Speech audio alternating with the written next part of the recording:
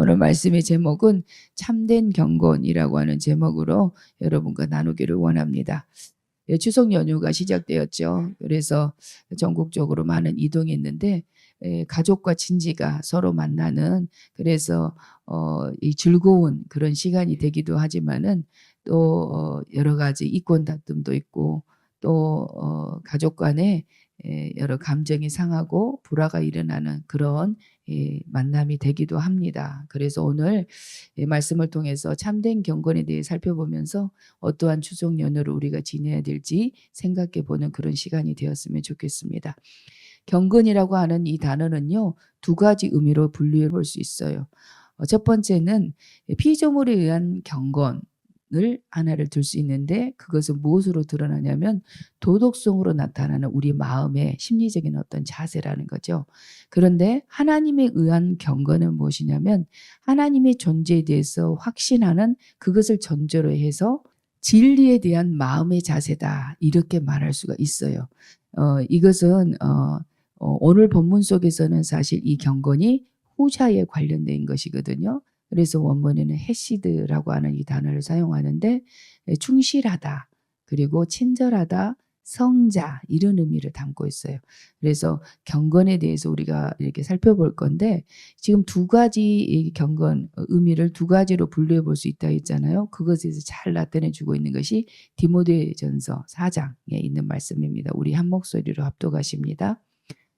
망령되고 허탄한 신화를 버리고 경건에 이르도록 내 자신을 연단하라. 육체의 연단은 약간의 유익이 있으나 경건은 범사에 유익하니 금생과 내생의 약속이 있느니라. 아멘.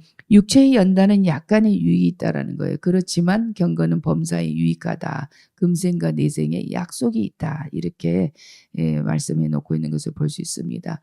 그래서 우리가 육신적으로 뭔가 도덕적으로 잘하려고 하는, 자신 스스로 뭔가 의를 이루려고 하는 이런 모습도 우리에게는 조금의 유익이 있다라는 거예요. 그렇지만 하나님의 존재에 대해서 확신하면서 하는 이 경건은 유익하다, 금생과 내생의 약속이 있다라고 이렇게 말씀해 주십니다. 그래서 이 경건에 대한 말씀을 특별히 오늘 본문 속에서 하면서 어떤 것을 말씀하고 있냐면 헛된 경건이 있다, 그리고 참된 경건이 있다 라고 이렇게 두 가지로 26절, 27절에 말하고 있는 것을 볼 수 있어요. 26절 후반부에 보게 되면은 자기 혀를 제갈 물리지 아니하고 자기 마음을 속이면 이 사람의 경건은 헛것이다. 그래서 헛된 경건이 있고 27절에 보게 되면은 과부와 고아를 환난 중에 돌보고 새 속에 물들지 아니하는 이것이 진정한 경건인 것을 말해주고 있는 것을 볼 수 있어요. 자, 그러면은 우리가 신앙생활 하면서 이 경건이라고 하는 단어를 참 많이 사용합니다. 그러면은 이 경건한 삶을 통해서 우리는 어떻게 하냐? 하나님을 기쁘시게 할 수 있고 하나님께 영광을 돌리고 영화롭게 하는 그런 삶을 드릴 수 있다라는 것이죠. 그래서 경건에 이르는 모습이 어떤 모습이 되겠는가? 오늘 1장에서 잘 말씀해 주고 있어요.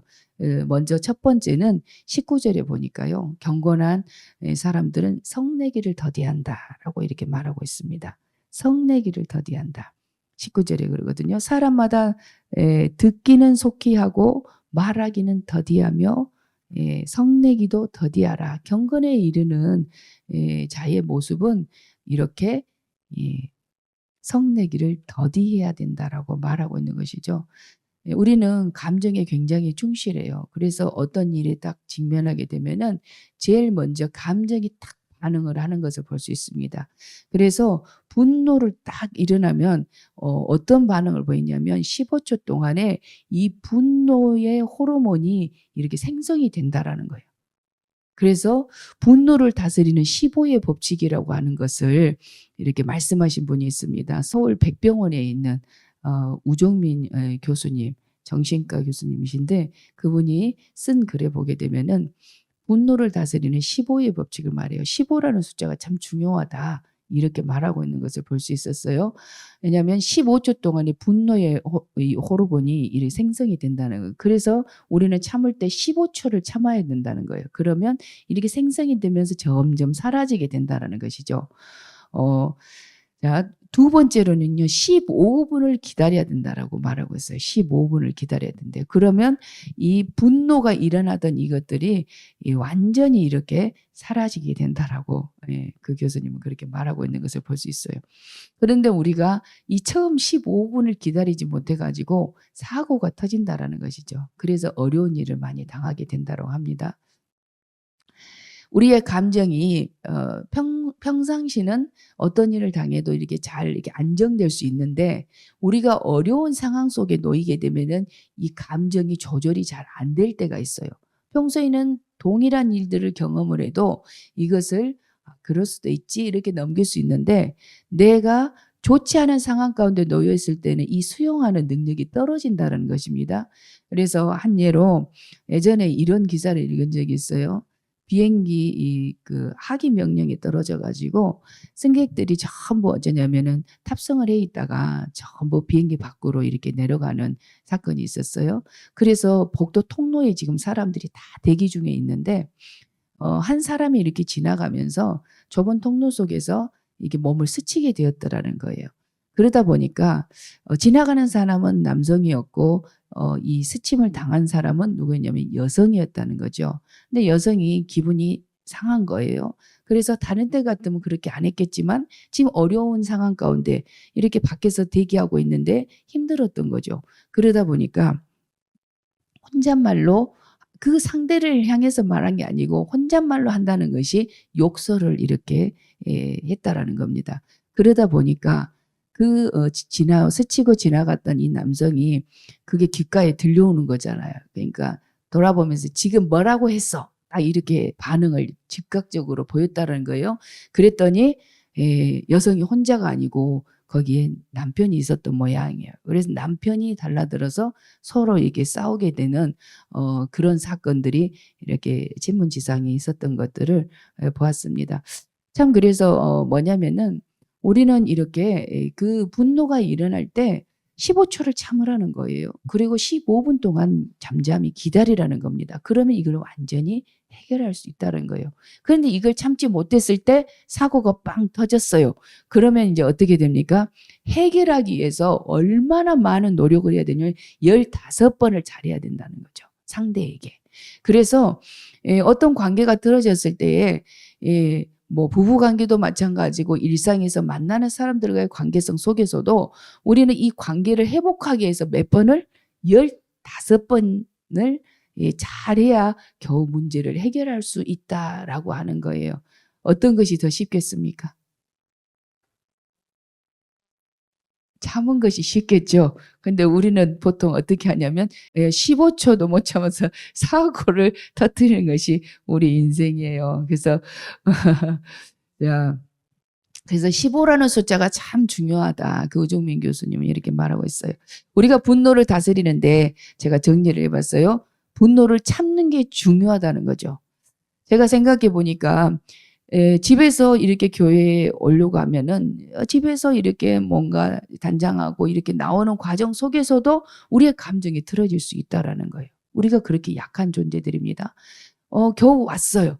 왔는데 주차를 하려고 지금 저희 교회는 그런 일이 없지만 이제 제가 이렇게 사역할 때 보게 되면은 그런 이렇게 왜 예배 못 오셨어요? 하고 이제 전화를 드려요. 안부가 궁금해서. 그럼 그런 이야기 때문에 차를 몇 바퀴를 돌다가 화가 나는 거예요.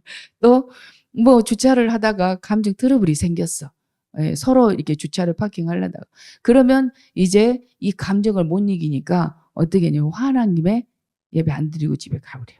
이런 경우들을 저는 이제 전화 신방을 하면서 많이 들었거든요. 그래서 뭐냐면은 우리는 이 분노를 다스리는데 첫째는 참는 것이 중요하다는 거예요. 자, 근데 참는데 마음대로 안 돼요. 두 번째는 어떻게 해야 되냐면 그럴 때 자아성찰을 하는 것이 중요하다는 겁니다. 왜 이런 일이 나에게 생겼지? 아, 저 사람이 무엇을 오해했을까? 내가 좀 지혜가 부족했을까? 먼저 내 자신을 성찰하는 거, 그런 기회로 삼는 것이 중요하다는 거예요. 세 번째는 무엇이냐면은 내가 억울해요. 모함을 당했어요. 어떤 사람이 나를 험담하고 비방을 했어요. 그러면 어떻게 해요? 그 사람에 대해서 권면하고 기도하고 경고하고 그래서 그 사람을 성숙시키는 어떤 기회로 그렇게 분노를 다스리면 좋다라는 겁니다. 네 번째로는 무엇이냐면 하나님께 맡기시라는 거예요. 우리는 분노가 일어나면 우리가 미운 감정으로 상대에 대해서 우리가 다 해결을 하려고 하는 경우들이 많아요. 억울한 일 당하면 당연히 억울하죠. 모함을 당하고 내가 하지 않는 일을 했다 하고 그러면 어떻습니까? 괜히 비방하고 그러면 그런 험담을 이렇게 전해드릴 때 화가 확 올라오는 것은 모든 사람의 인지상정이에요. 그런데 그 분노를 누구에게 맡겨요? 하나님께 맡기시라라는 겁니다. 로마서 12장 우리 17절부터 19절 우리 한 목소리로 합독하십니다. 아무에게도 악을 악으로 갚지 말고 모든 사람 앞에서 선한 일을 도모하라. 할 수 있거든 너희로서는 모든 사람과 더불어 화목하라. 내 사랑하는 자들아 너희가 친히 원수를 갚지 말고 하나님의 진노하심에 맡기라. 기록되었을 때 원수 갚는 것이 내게 있으니 내가 갚으리라고 주께서 말씀하시니라. 아멘. 아무에게도 악을 악으로 갚지 말아라고 말하고 있고요. 원수 갚는 것을 누구에게 맡겨요? 하나님의 진노하심에 맡기라. 이렇게 되어 있는 것을 볼 수 있습니다. 원수 갚는 것이 우리 주님께 있다라고 말하고 있어요. 그래서 우리는 우리의 마음에 미운 감정이 막 일어나면 누가 갚으려고 내가 갚으려고 하는데 그런 보복하려고 하는 이런 마음을 갚지 말아라. 그 진노를 누구에게? 하나님께 맡겨라 이렇게 말하고 있어요. 우리가 구약 성경을 읽다 보면은 이스라엘 백성들을 하나님이 선택하셨고 얼마나 사랑하시는지 몰라요. 그런데 하나님이 아닌 다른 그 어떤 것들을 우상 숭배하면서 신같이 이렇게 섬기는 어리석은 일들을 이스라엘 백성들이 끊임없이 하는 것을 볼 수 있습니다. 그러면 하나님께서는 사랑하시기 때문에 하나님과의 관계 회복을 위해서 뭘 사용하냐면 회초리를 드셔요. 그 회초리가 바로 이방 나라 사람들이었어요.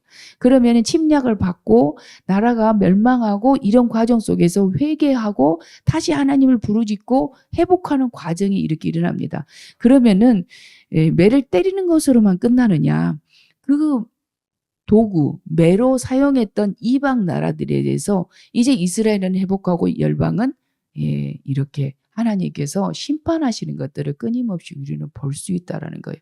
그러면은 우리 예수 믿는 사람에 대해서 때로는 해를 끼치는 사람, 이런 사람을 만나면 우리 창세기 12장에 이렇게 말하고 있거든요. 너를 축복하는 자에게 내가 축복하고 너를 저주하는 자에게 내가 저주하리라 이렇게 말씀하고 계시다는 거예요. 우리가 뭐가 특별히 잘나서가 아니라 하나님의 자녀이기 때문에 하나님의 소유이기 때문에 하나님의 약속의 말씀으로 주고 있다는 것입니다. 그래서 우리는 누구에게 심판의 권한을 맡겨드립니까? 하나님께 맡기라고 이렇게 말하고 있어요. 우리 시편 140편 11절 우리 한 목소리로 합독하십니다. 악담하는 자는 세상에서 굳게 서지 못하며 포악한 자는 재앙이 따라서 패망하게 하리이다. 아멘. 악담.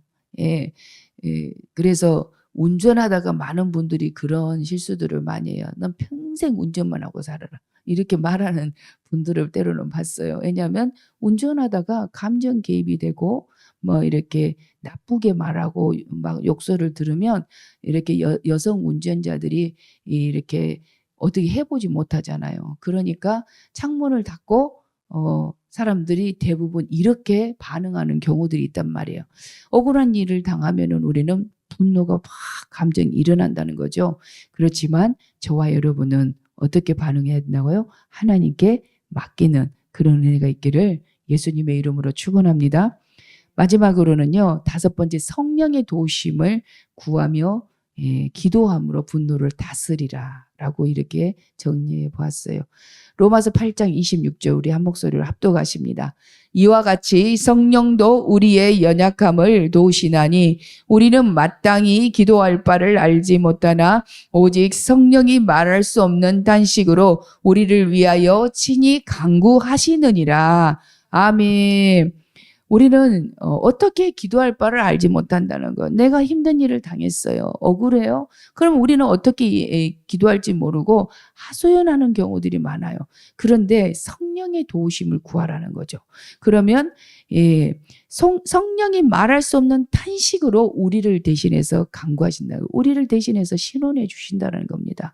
그래서 성령께서 우리의 아픔을 대신해서 성부 하나님께 기도를 올릴 수 있도록 도와주신다는 거예요. 그래서 이렇게 우리가 분노를 다스리려면은 먼저는 첫 번째 참아야 된다. 분노를. 두 번째는 우리 자신을 성찰해야 된다.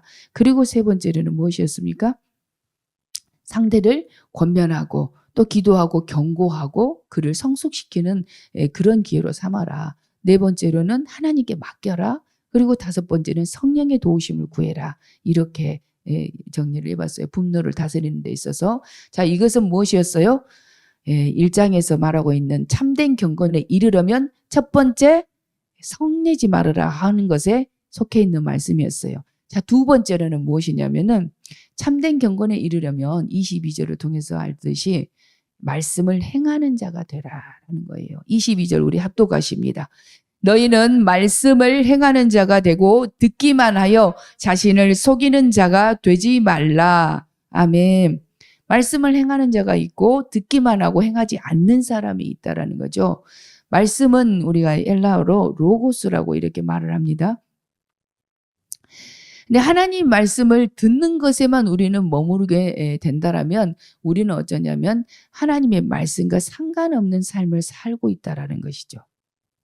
예. 말씀을 듣고 지식은 있는데 말씀과 상관없이 살아가는 것이 되는 거예요. 말씀을 행하지 않는다라면. 그래서 이것은 우리가 흔히 말해서 신앙인이 아니고 종교인이다. 이렇게 말을 합니다. 예, 종교적인 어떤 지식에 그치고 내 교양에 그치는 그런 정도로 그치게 된다라는 거예요. 말씀을 행하지 않는 것 자체가. 바로 열매 없는 것과 같기 때문이죠. 자, 예배도 마찬가지예요. 우리는 무수한 예배를 드립니다. 근데 재물을 갖고 오지 말라는 거죠. 예, 성전문을 차라리 닫아버렸으면 좋겠다. 이렇게 말씀하실 정도로 예배를 받고 싶지 않다라고 하나님께서 말씀하시는 부분을 볼 수 있어요. 형식적으로 예배 드리는 거 이것도 중요합니다.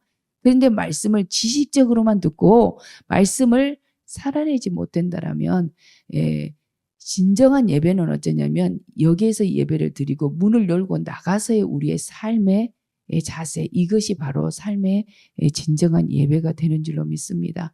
그래서 말씀을 행하지 않는 것은 오늘 22절의 후반부에 말하고 있는 것처럼 자신을 속이는 자가 되는 그런 일이 된다라는 겁니다. 하나님 말씀 앞에서 내 자신을 속이는 자와 같은 그런 삶이 된다라고 말하고 있어요. 자, 말씀과 삶이 분리된 삶에 대해서 지금 구체적으로 풀어주고 있는 것이 23절 이하의 말씀이에요. 우리 한 목소리로 합독하십니다. 누구든지 말씀을 듣고 행하지 아니하면 그는 거울로 자기의 생긴 얼굴을 보는 사람과 같아서 제 자신을 보고 가서 그 모습이 어떠했는지를 곧 잊어버리거니와. 아멘. 자, 말씀을 들었는데 삶은 내 마음대로 내 뜻대로 내가 원하는 대로 사는 거. 하나님 없이 사는 것과 같아요. 근데 여기서 보니까 거울로 자기 얼굴을 봤어요. 지금 청동 거울 시대 때를 말합니다. 거울로 얼굴을 봤는데 희미하게 보여요. 선명하게 안 보여. 그랬는데 보고 가가지고 자기 얼굴을 보기를 봤는데 그 얼굴을 잊어버렸다. 그 당시에 속담에 대해서 지금 이렇게 인용해가지고 속담을 인용해서 지금 이렇게 이야기를 해주고 있는데 우리는 말씀을 들었는데 삶이 너무 분주해. 그래서 그 말씀을 뭘 들었는지를 기억하지 못하고 그렇게 살아간다는 거죠. 그래서 얼굴을 보고 갔어요. 갔는데 그것이 기억하지 않는 잊어버렸다라고 말하고 있잖아요. 우리도 말씀을 들었어요. 그랬는데 그 말씀을 전혀 기억하지 않고 잊어버리고 살아가는 삶의 태도에 대해서 지금 삶과 말씀이 분리된 것에 대해서 이렇게 속담을 인용해서 야고보 사도가 지금 말해주고 있는 것입니다. 자, 그러면서 야고보 이 선생이 25절에서 이렇게 이야기를 합니다. 말씀을 듣고 잊어버리고 실천하지 않는 사람에 대한 이야기를 하고 있는 것이 아니라 25절에 실천하는 사람에 대한 이야기를 하는데 자유롭게 하는 온전한 율법을 들여다보고 있는 자는 듣고 잊어버리는 자가 아니요 실천하는 자니 이 사람은 그 행하는 일에 복을 받으리라 이렇게 말하고 있는 것을 볼 수 있어요. 우리가 하나님 말씀을 알고 실천하고 싶지요. 그런데 그렇게 살지 못하는 우리 자신의 연약감 때문에 어떻게 탄식합니까? 사도 바울이 그렇게 이야기하잖아요. 내가 마음으로는 하나님의 법을, 육신으로는 죄의 법을 따르고 있다라고. 오라 나는 공고한 사람이로다. 이 사망의 몸에서 누가 나를 건져내랴. 이렇게 탄식을 했단 말이에요. 그런데 그리고 나서 그가 고백하는 것이 그러나 우리 주 예수 그리스도로 말미암아서 내가 승리하리로다. 이렇게 고백하고 있는 것이 로마서에 이렇게 나오고 있는 것을 볼 수 있으면 로마서 7장에. 그래서 지금 오늘 말씀을 25절을 저는 이렇게 말씀드리고 싶어요. 앞에서 24절까지는 계속 말씀이라고 나왔는데 25절에서는 율법이라고 이렇게 단어를 바꿔서 말씀하고 있어요. 자유롭게 하는 온전한 율법을 들여다보고 있는 자는 말하거든요. 말씀은 헬라어로 로고스라고 한다면 지금 율법은 노모스라고 이렇게 단어를 말할 수 있어요. 로고스는 노모스보다 큰 개념이에요. 그래서 여기에 지금 야고보 선생이 말하고 있는 율법이라고 하는 이 개념을 우리가 흔히 생각하는 보편적인 생각이 복음과 대립되는 개념의 율법으로 생각하시면 안 된다는 겁니다. 이것은 뭐냐면 복음을 포함하고 있는 율법으로 생각하셔야 돼요. 그래서 말씀이라고 하는 단어로 대체를 해도 무방한 지금 그것으로 보여져요. 자, 그래서 여기 보게 되면 율법에 대해서 정의를 해놓고 있는데 율법은 한편으로는 자유이기도 하고 한편으로는 뭐 한다고요? 온전하다라고 지금 이렇게 율법에 대해서 정의를 해놓고 있어요. 이것에 대해서 제가 말씀을 묵상하다가 요한복음 8장에 있는 말씀이 생각했는데 31절부터 32절 진리를 알게 된다. 내 말이 너희 안에 거하면 말씀 안에 거하게 되면은 진리를 알게 된다는 거예요. 율법이 자유를 준다라고 하는 의미 자체가 바로 율법은 복음을 포함하고 있다고 아까 말씀을 드렸잖아요. 그러는 것처럼 우리는 죄의 종노릇을 했던 그런 인생이었어요. 죄에 묶여 있었던 우리 인생이 이제 죄에 그 묶인 인생이 해방을 받아서 자유롭게 되어지는 사건이 무엇을 통해서 나타났습니까? 진리를 알게 된 자 있잖아요. 진리는 곧 예수님을 가리켜요. 그래서 진리 대신 예수님이 우리의 죄를 십자가에서 죄의 싹은 사망이라고 하는 이 사실에 대해서 율법을 완성을 시켰다라는 거죠. 속죄의 죽음을 죽어주셔서 그래서 율법의 요구를 충족을 시켜주셨어요. 그래서 뭐냐면 우리는 죄로부터 자유케 되는 그런 인생이 되었다는 겁니다. 노예였어요. 죄의 노예. 죄의 종이었어요. 그런데 속량을 받아가지고 우리는 해방을 받았다는 거죠. 그래서 율법은 그 자유이고 한편으로는 뭐 했다고요? 온전케 한다라고 이렇게 말하고 있습니다. 그래서 이것은 이전에는 시킨 일을 하면서도 하기 싫었어. 그런데 뭐냐면 이제 선을 행하는데 자발적인 마음으로 일어난다라는 거예요. 이것이 바로 뭐냐면 자유와 그리고 온전케 되어진다. 말씀을 알고 있기 때문에 내 안에서 하나님의 뜻을 좇아 살려고 하는 그런 욕구가 끊임없이 일어나게 된다는 것이죠. 제가 예를 들어볼게요. 중학생이 있어요. 근데 그 중학생이 해야 될 규칙이 있어. 학교를 가야 하고 그리고 뭐냐면 집에 오면 집안 청소를 해야 하고 그리고 부모님이 맞벌이시니까 이렇게 동생도 돌봐야 돼요. 그런데 이 중학생은 뭐가 하고 싶습니까? PC방도 가고 싶고 공원에 가서 놀고도 싶고 친구들이 이렇게 부르면 나가고 싶어요. 그런데 뭐냐면 그것을 절제하면서 지금 어떤 것을 행하죠? 동생을 돌봐요. 근데 계속 부모님이 맞벌이 부부니까 계속 동생을 돌보는 시간이 길어져요.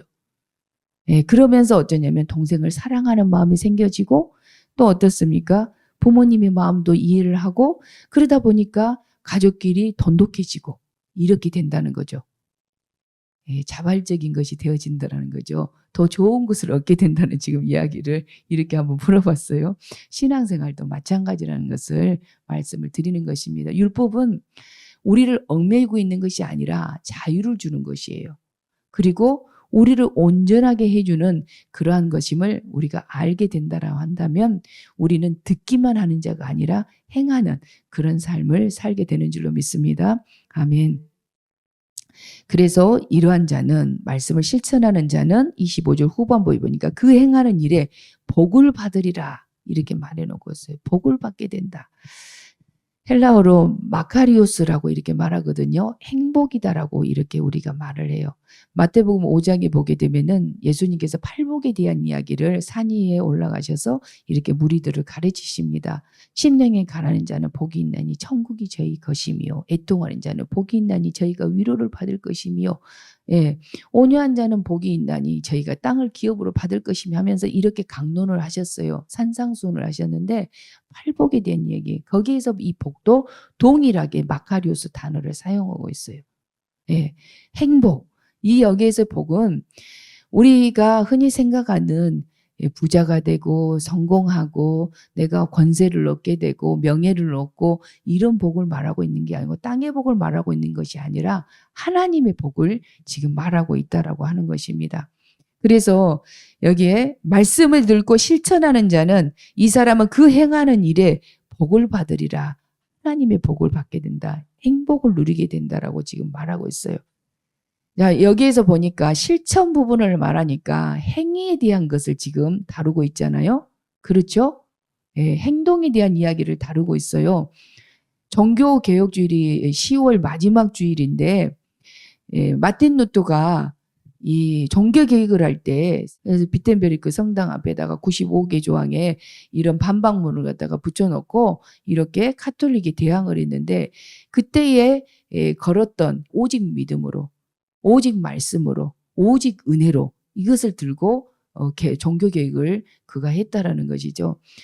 카톨릭은 뭐냐면 믿음 플러스 행위라는 거예요. 구원의 조건이. 그런데 종교개혁을 하고 나서 이 개신교에서는 뭘 외쳐요? 오직 믿음으로라는 것을 말합니다. 자, 마틴 루터가 이 개혁을 하게 된 동기가 있어요.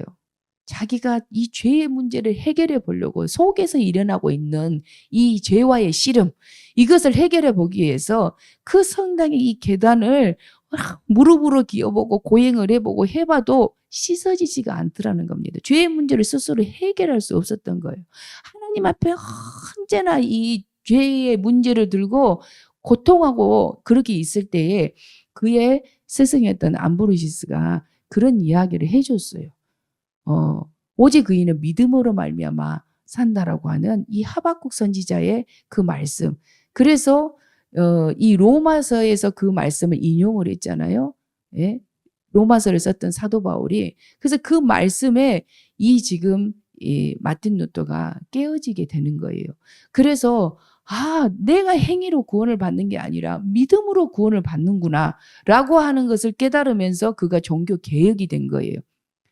당시에 면죄부라고 하는 이 사건이 베드로 성당을 건축하게 되면서 많은 사람들에게 어쩌냐면 너희 죽은 조상이 지금 천국에 못 가고 공덕이 부족해가지고 중간 연옥에 있다. 그러니까 성인들의 공덕을 돈 주고 살아라고 하는 거죠. 이게 면죄부예요. 죄를 면해준다는 거 아닙니까? 그래서 당시에 베드로 성당을 건축하는데 비용이 많이 드는데 부족했다는 거예요. 그래서 이 면죄부를 만들어가지고 그렇게 공덕을 사서 성인들의 공덕을 사서 이렇게 올리게 되면 공덕이 부족해서 천국에 못 간 당신의 선조가 이렇게 구원을 받게 될 거야 하는 잘못된 그때의 이런 이 카톨릭이 부패했던 그 당시에 이 지금 마틴 루터가 개혁을 하게 된 거예요. 그러니까 카톨릭은 믿음 플러스 행위를 말했어요. 공덕에 대해서 말했잖아요. 행위에 대해서. 그런데 지금 마틴 루터는 오직 믿음으로를 지금 강조했다라는 것이죠. 그래서 당시에 행위를 많이 이렇게 별로 중요한 것이 아니다라고 이렇게 여기게 됐는데 사실 이 마틴 루터가 주장하고 있었던 것은 무엇이냐면은 옳은 믿음이라면 옳은 행위가 따라온다라는 거예요. 그래서 믿음으로만 구원을 받는데 이 믿음은 진정한 믿음인지를 증명해 보이는 삶이 보여져야 된다는 것이죠. 한번 말씀을 우리 보는데요. 마태복음 7장 21절 우리 한 목소리로 합독하십니다. 마태복음 7장 21절 합독하십니다.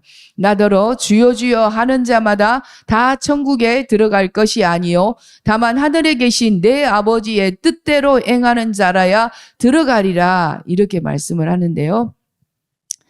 이 지금 마태복음 7장 21절 이전에 앞선 본문에가 어떤 내용이 나오냐면 좋은 나무라야 좋은 열매를 맺는다는 이야기가 나와요.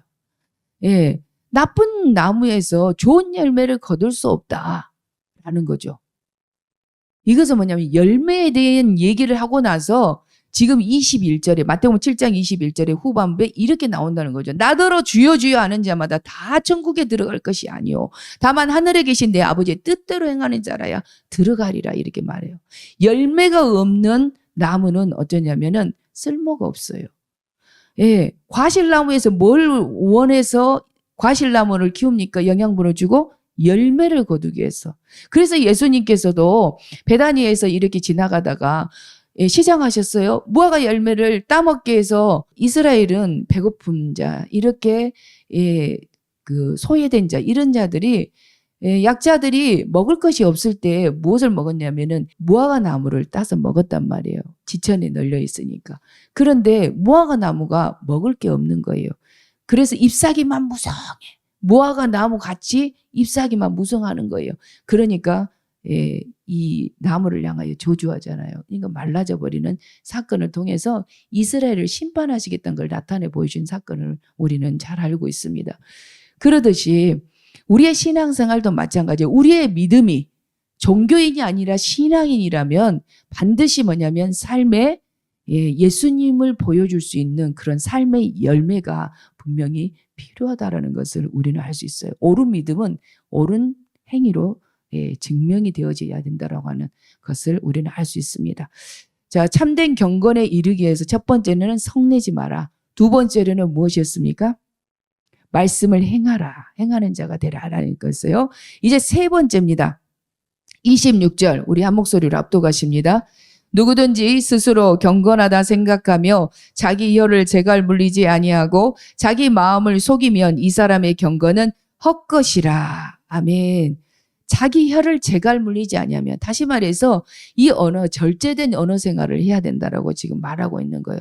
우리는 마음은 그게 아닌데 입술로 죄를 지을 때가 많이 있어요. 입술로 상처도 주고 입술로 내가 해놨던 모든 공로를 다 까먹어 버릴 때도 많이 있다라는 거예요.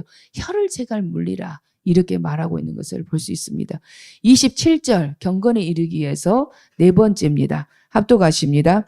하나님 아버지 앞에서 정결하고 더러움이 없는 경건은 곧 고아와 과부를 그 환난증에 돌보고 또 자기를 지켜 세속에 물들지 아니하는 그것이니라. 아멘. 정결하고 더러움이 없는 경건은 당시의 고아와 과부는 누군가의 도움이 없이는 살아갈 수 없는 존재들이었다는 거죠. 그래서 환난 중에 그들을 돌보고 그리고 자기 자신을 정결하게 지켜서 세속에 물들지 아니하게 하는 것, 이것이 참된 경건이다. 이렇게 말해주고 있어요. 영성학자이신데 토레이 신부님이 쓴 기도가 있어요. 감동적인 기도인데 우리 다 같이 읽도록 하십니다. 제가 성령 충만하다고 느끼지 못할 때 함부로 말하지 않도록 도와주십시오. 성령 충만하지 않을 때 말하면 실언이 되기 쉽고 사람들에게 상처를 주게 되기 때문입니다. 제가 성령 충만하지 않을 때 제 인생의 중요한 결정을 하지 않도록 도와주십시오. 성령 충만하지 않으면 저의 결정은 잘못될 가능성이 있기 때문입니다. 아멘. 그렇습니다. 우리는 언제나 죄의 걸음이 빠른 존재들이기 때문에 하나님의 다스림을 받지 않으면 언제나 죄에 넘어지고 실수하는, 잘못하는 그런 존재들이에요. 그래서 성령 충만을 구하는 저와 여러분이 되었으면 좋겠습니다. 말씀을 정리합니다. 참된 경건은 성내기를 더디하는 것입니다. 더딘다고 하는 표현이 성질을 천천히 낸다라는 것이 아니에요. 이것은 참는다는 그런 의미예요. 둘째, 말씀을 행하는 것이다. 세 번째, 혀를 제갈 물린다. 절제된 언어 생활을 한다는 것이죠. 네 번째, 고아와 과부를 환난 중에 돌보고 세속에 물들지 않는 것이다. 이렇게 말씀합니다. 제가 이렇게 명절인데 왜 이런 말씀을 할까요? 뭔가 도덕적인 이야기를 하는 것 같이 여러분들이 느끼실 수 있는데 사실은 고린도전서 10장 20절에 보게 되면 이방인이 하는 제사는 예, 귀신과 교제하는 것이다라고 이렇게 말하고 있어요. 그래서 우리가 차례상을 지내거나 뭐 이렇게 집안에 영적으로 다른 이렇게 다른 영의 지배를 받는 다시 말해서 예수님 믿는 사람도 있고 믿지 않는 사람도 있다라는 겁니다. 또 집안에 아직 복음화가 이루어지지 않아서 부모님이 이런 제사를 지내기도 해요. 그러면 그때에 아무도 안 오는 게 아니에요. 예, 영적인 영체가 옵니다. 그런데 조상이 아니고 귀신이 온다라고 제가 이렇게 성경 공부를 하면서도 잘 말씀을 드렸는데 그러면 귀신이 하는 것은 무엇이냐면은 죽이고 멸망시키는 것이 그들의 본분이라는 거예요. 그래서 계속 다툼을 일으켜요. 예, 아무것도 아닌 일로 막 감정이 이렇게 다스릴 수 없어가지고 서로 막 불화가 일어나는 일들이 각 가정마다 일어나게 된다는 것이죠. 그래서 우리에게 필요한 것이 뭐냐면 그리스도인으로서 입술을 잘 지켜야 된다는 거예요. 그리스도인들은 공격 대상입니다. 그냥 이렇게 예수님을 모르면 공격 대상이 안 돼요. 그런데 예수님을 아는 사람들은요, 어디를 가든지 비방의 대상이 되고 모함거리가 되어지고 항상 뭐냐면은 찌르는 대상들이 꼭 나타나요. 누가 그래요? 사람인 게 아니라 배후의 영적인 역사들이 그렇게 우리로 하여금 하나님의 의를 이루지 못하도록 하기 위해서 우리로 하여금 충동질을 하는 것이 영적 존재라는 것이죠. 그래서 뭐냐면 우리는 성령 충만함을 덧입어야 돼요. 그게 바로 해야 될 것이 뭐냐면 감정의 내가 다스리는 게 아니라 하나님이 다스릴 수 있도록 그렇게 내어드려야 되고 분노를 참아야 합니다. 우리는 왜 분노가 일어나면 내가 하지 않은 것을 했다고 하니까 분노가 나고요. 내가 최선을 다해서 하는데도 뭐냐면은 괜히 시비를 붙고 할 때 우리는 그렇게 감정이 반응하게 돼 있다라는 거예요. 그래서 가족 간에도 이렇게 화목해야 되고 누구보다도 더 사랑해주고 아껴줘야 되는 그런 대상들인데도 불구하고 이게 감정이 안 돼서 하나가 되지 못하는 경우들이 많이 있다는 거예요. 그래서 우리는 사람이 하는 일로 봐서는 안 된다는 것이죠. 그래서 분노를 참아야 합니다. 그리고 우리는 사람을 상대로 싸우는 게 아니라 누구와 씨름을 해야 되면 영적 존재와 씨름을 하되 우리는 하나님을 구해야 되는 줄로 믿습니다. 아멘. 그래서 연휴 기간 동안에 우리가 예수님이 화목을 위해서 죽으셨어요. 그랬던 것처럼 우리도 화목해 하는 직분을 받은 자로서 우리 자신이 죽고 예수로 사는 그런 추석 연휴가 될 수 있기를 예수님의 이름으로 축원합니다. 아멘.